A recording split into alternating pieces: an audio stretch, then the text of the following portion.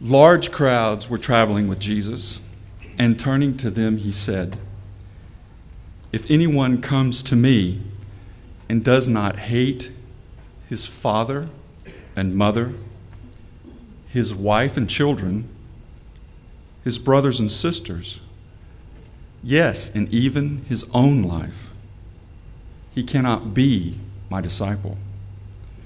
And anyone who does not carry his own cross and follow me cannot be my disciple. Suppose one of you wants to build a tower. Will he not first sit down and estimate the cost to see if he has enough money to complete it? For if he lays the foundation and is not able to finish it, everyone who sees it will ridicule him, saying, 'This fellow began to build and was not able to finish.' Or suppose a king is about to go to war against another king. Will he not first sit down and consider whether he is able with 10,000 men to oppose the one coming against him with 20,000? If he is not able, he will send a delegation while the other is still a long way off and will ask for terms of peace. In the same way, any of you who does not give up everything he has cannot be my disciple." Luke 14, verses 25 through 33. Good morning, Sugar Grove. So, before we get started, as Dave said, it is my birthday today. I'm turning 26, so I guess that means I'm like middle age, right? No? Not quite? So I just want to let you all know that I take cash, check, gift cards, whatever's easiest for you is good for me. And also, since it's my birthday, if I happen to say anything that may make you a little uncomfortable or maybe even offend you a little bit, I apologize beforehand, but also birthday pass, okay? So, all joking aside, what we're going to do this morning is we're going to kind of follow with what we've been talking about the last several weeks in the series that Mark has been doing. And today's topic is going to be a true disciple. What does a true disciple look like, and what does that mean for us? So fair warning, the passage is a tough one, as you heard. It's not your typical feel-good passage of what Jesus says, but I think it's vital. Well, it is vital to what our mission is, to be a true disciple of Jesus. So Mark has been leading us through conversations that Jesus has had with several people on the road to Jerusalem, right? We know he's heading to Jerusalem for the final hour to go and be on the cross, and all that fun stuff that we're going to get to in the next couple weeks. So we've talked about the prodigal son. Talked a lot about that. We talked about generosity and what that looks like, and what Jesus has to say about that. We looked at several different passages on discipleship and all the things that go in part of that. So, like I said, I'm going to be continuing that in Luke 14, the passage we just heard. So like I said, this is a challenging passage, and this last week and a half I've been looking at it, and it's kind of, at least for me, it makes me squirm a little bit. It's a little uncomfortable. So I just wanted to give you all the heads up that it's tough. So we'll start with the first verse, and it says, "Large crowds were traveling with Jesus, and turning to them, he said." Okay, so what do we have here? We have Jesus walking to Jerusalem, right? And the first part says, large crowds were traveling with him. So whatever large crowds meant back there, but it's a big group of people following him. So, we know the last 3 years, Jesus has been doing his ministry. He's been going around, he's performed awesome miracles for people, he's, gave sight to the blind, healed the sick, even healed the dead, or raised the dead. So he's performed amazing miracles. He's done a lot of challenging words to people and really challenged them to be different and turn away from their old lives. And he's also taught some really awesome lessons. And so people kind of assumed, okay, this has to be a true person of God if he's able to do all this. So that's one of the reasons why these large crowds are with him. But another reason is, it's probably they thought, they saw him on this road to Jerusalem, and they were thinking, oh, finally Jesus is going to go to Jerusalem, he's going to rally the troops, he's going to be our king, he's going to be our Messiah, he's going to throw out the Romans, and Jerusalem will be a kingdom again. So that's probably a lot of what's on their mind too, is they think that Jesus is going to be their great warrior king, like the old kings were in the past. So, he probably can hear the whispers of the crowd saying this, or maybe some of the disciples tell him that some of the people are thinking this. So, in typical Jesus style, he turns to them and says, and as I like to call, he drops some word bombs on them. And so this kind of says this is what you have to do to be my follower. So I'm going to reread verses 26 through 33 so we can kind of get another look at what he says being a true follower looks like. If anyone comes to me and does not hate his father and mother, his wife and children, his brothers and sisters, yes, even his own life, he cannot be my disciple. And anyone who does not carry his cross and follow me cannot be my disciple. Suppose one of you wants to build a tower. Will he not first sit down and estimate the cost to see if he has enough money to complete it? For if he lays a foundation and is not able to finish it, everyone who sees it will ridicule him, saying, "This fellow began to build and was not able to finish." Or suppose a king is about to go to war against another king. Will he not first sit down and consider whether he is able with 10,000 men to oppose the one coming against him with 20,000? If he is not able, he will send a delegation while the other is still a long way off, and will ask for terms of peace. In the same way, any of you who does not give up everything he has cannot be my disciple. So there's something that really resonates with me about these words because it's not the Jesus we usually like to look at. This isn't a message really of grace and peace and mercy and love and all that stuff, but instead it's a Jesus who's demanding complete submission, telling us we have to be willing to hate our own family. We have to be willing to hate our own life to be his follower, his disciple. And I don't know, that's tough. That's a really hard message to get, that you have to be willing to give up everything to follow him. Everything. Your stuff, your desires, your family, your safety, your pride, all that. That's what Jesus is asking from us in this passage. Give up everything. And I kind of, as I looked at it, I kind of saw that Jesus isn't worried too much about us being comfortable in our lives. At least when we're going out in his name. He's not worried if it's comfortable for us or if that's what that is. And I think far too often we as Americans and as Christians, we assume that Jesus wants us to be comfortable and wants us to be happy. But what I see from here is that's not the message at all. He's saying we have to be willing to hate our own blood to be his follower. Now, that doesn't seem very comfortable to me. I got to hate myself to be a follower? Like that's not in any way comfortable. And I think a lot of times we confuse our American dream with the call to be Jesus' disciple. Because I think the American dream does say, get what you can, be comfortable, be happy. But Jesus' dream is go out and spread my kingdom. Go out and be a person of faith for me. And those things clash more often than we like to think. But I think that's what Jesus is saying, that we have to be willing to give ourselves to help spread his word, to be willing to give ourselves to help spread his kingdom, and even be willing to give up a lot of the things we want and we cling to in order to be his true disciple. So that's one of the things that costs if we truly want to be this disciple, if we truly want to be a follower of Jesus. And also what I got from it is Jesus isn't concerned with our safety so much either. Because I don't know about you guys, but carrying a cross to go get crucified isn't the most safe thing in the world. There's a lot of things I could list off that are much safer than going on a cross and dying. But all throughout the Old Testament and the New Testament, you see people who are trying to do God's work, people who are trying to spread his word and challenge others in their faith, usually either get thrown out of the city, sometimes they get stoned, sometimes they get beaten, sometimes they just get completely ridiculed and outcast. So that's obviously not a very safe thing either, any of those things. You know, that's not your first choice if you were thinking of safety as you're going out into the world. But the thing is, there isn't safety in being a disciple. But we don't like to think of that side of Christianity. Or should I say, I don't like to think of that side of Christianity as much. But that's what Jesus is calling us to.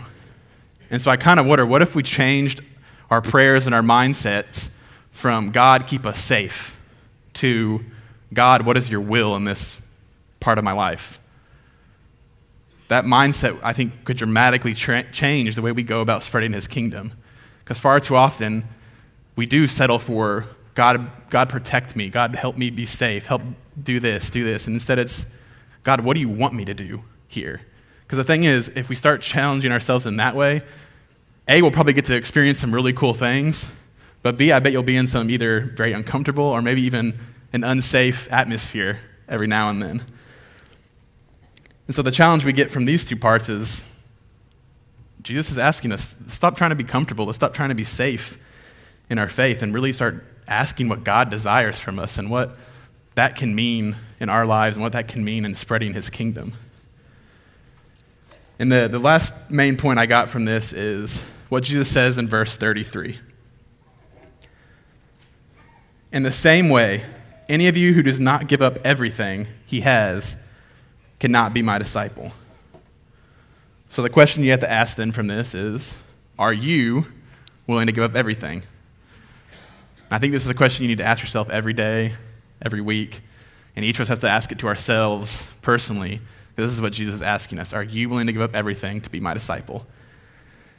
Now, some of us have already made the decision to be Christ's disciples or his followers, through our words, through our actions, through showing the church through baptism. There's a lot of different ways that we can show that we are, in fact, trying to be Christ's followers.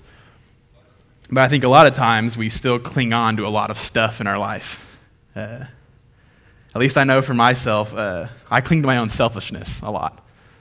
Sometimes I like to just be at home with my wife and just kind of hang out and do nothing. Sometimes I like to be playing some games with friends or maybe watching some TV shows or some sports that are on. And those are things that I really enjoy and I really cling to.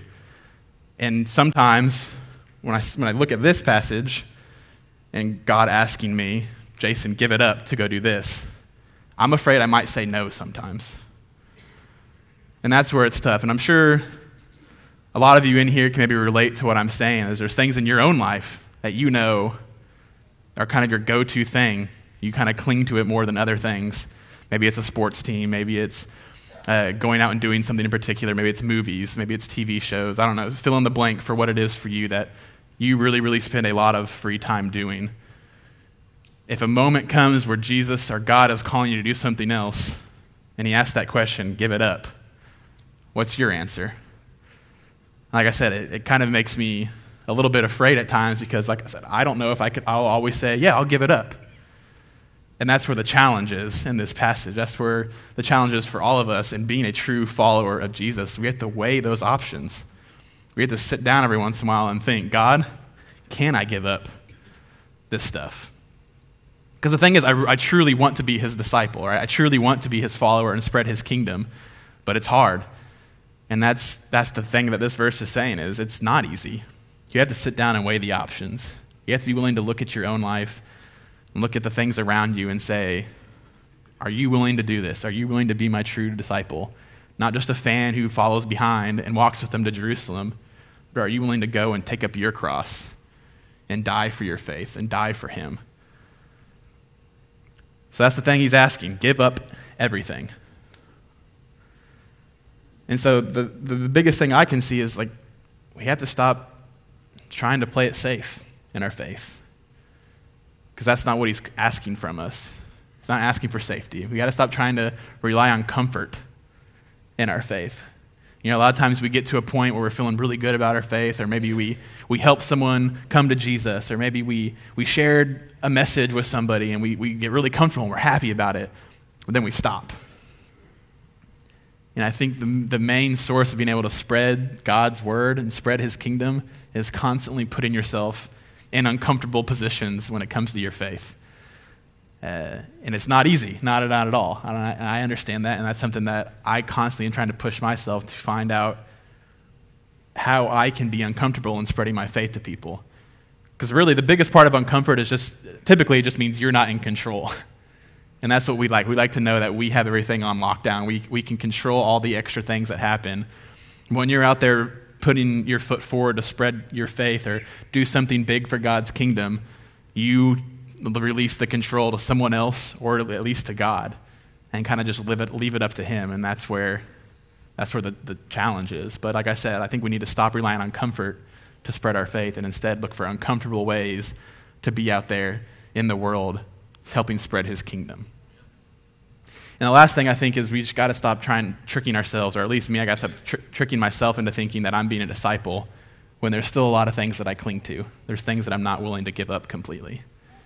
And that's just, like I said, a constant daily evaluation of where my time and priorities are. And if something comes up to where I know I can be helping spread God's word or God's kingdom, to release those things, to say those aren't as important as this. Because that's the biggest part. Because like he says in Matthew during the Sermon on the Mount, you can't love two things. You either love one and hate the other, or you serve one and you can't serve the other. And so that's the challenge for us as we look at this word, as we look at what the cost of being a true disciple is what are we willing to give up? What are we willing to let go of? And Jesus asks us to give up everything, which, like I said, that's hard. And hopefully you guys are kind of formulating your own list of, well, this is the thing for me that I struggle giving up. Or I don't know if I can give it up completely. Jesus is there. He's with us. Think about the challenge for him of having to walk to Jerusalem knowing what's going to happen. He's walking to Jerusalem knowing he's going to have to give up his entire life. And he went through with it. And yes, I know he was the Son of God. He had God's Spirit in him. He was God. So it may have been a little easier for him, but I still bet it was tough. And I think he went through trials like that so that we can see that he can indeed relate to us, that he does have a little bit of what we're going through on a daily basis. He knows what it's like to have to give up something that's valuable to him, and his was his life. And so as I think about that, I'm like, why should I not want to give up my life to help spread his kingdom? Because that's what he did for me. So shouldn't that be the only logical thing to do in return? But it's hard. And the cost of being Jesus' disciple is hard. Just being his disciple is hard. It requires a lot of work. It requires denying yourself in a lot of ways. It requires being willing to lay down your life to help spread your faith and your faith in Jesus. And hopefully, most of you, like I do, you do really believe that Jesus is the Son of God. You believe that he is our Savior, that he was the man who defeated death, rose from the grave, that he is, in fact, the person who can set us free from the bondage and from just the crap of the world that comes in our way. That's the Jesus that I know. So that's the Jesus that I want to follow because I saw what he was able to do to so many people's lives throughout Matthew, Mark, Luke, and John. He set people free. And I've gotten a little taste of what that freedom looks like, and man, is it good. And so when you weigh that to the cost of being his disciple, I don't know if it's as hard as we think it is. Yeah, it requires work, like I said, and yes, it's not always easy. Like I said, this isn't the side of Christianity we always like to hear about, but this is the side of Christianity that's really important. Because we have to be willing to weigh the costs. Jesus gives us freedom. We have to give up some stuff. I think that's worth it. And I think that's a message that the world needs to hear also. Because the simple fact of the matter is there's a lot of stuff out there that just controls us. Whether it's the media or consumerism or fill in the blank of an ideology that is around in the world. There's constantly things that are forcing or trying to get our attention and trying to get us. But Jesus can set us free from that. He can set us free from that, and that's why it's worth, in my opinion, giving up everything I have for that. Because if I can give that to someone else, if I can give the freedom of not feeling like they have to be perfect anymore to someone else, that's worth giving up some of my time. That's worth giving up some of my money. That's worth giving up an hour of watching the Cardinals play baseball a night. And so that's kind of what I wanted to share with you all is, what is it in your life that you cling to? What is it in your life that is super uncomfortable for you? Maybe that's the thing that God is calling you to go for. Or maybe that's the thing that God is calling you to give up. Because he wants everything. He wants complete submission in our lives. Because that's what being a follower of Jesus really looks like. So like I said, let's go take that message to the world. Let's share that good news with the world. Now, obviously, you can phrase it in a way to where it doesn't sound as negative, like you have to give up everything, but hey, you'll be a follower of Jesus. Because that isn't the good news. The good news is Jesus sets us free. This is what the cost of being his disciple is, but he will set you free. He will give you life and life to the fullest. He will love you through everything. He will forgive you through it all as long as you cling to him and you weigh the cost daily of what it means to be his disciple. That's what we, Sugar Grove, Christians, followers of Jesus, that's what we need to be about. Being about spreading that good news to a broken and hurt world. And so to kind of close this morning, if there's anything at all we need to be in prayer for each other for, this is a time as we sing the next couple songs for you to do that. Maybe it's you're going through your own thing and you really need God's help in this. Maybe you coming up and sharing that. Maybe there's people in this room who can be God to you, like we heard before communion. Maybe there's someone in here who needs to help somebody, and they don't know how unless someone comes forward and says, this is what's going on. Maybe it's boldness in your own faith. Maybe you've become comfortable, and you need to push yourself again. Maybe that's the prayer request you bring before us this morning is, help me be bold again. Help me want to spread this message to the world. Or maybe it's just the one in your life that you know needs God's love, and you want to have the congregation pray for that person. Whatever the case may be, whatever is going on in your life, this is the time we want to share with each other in that.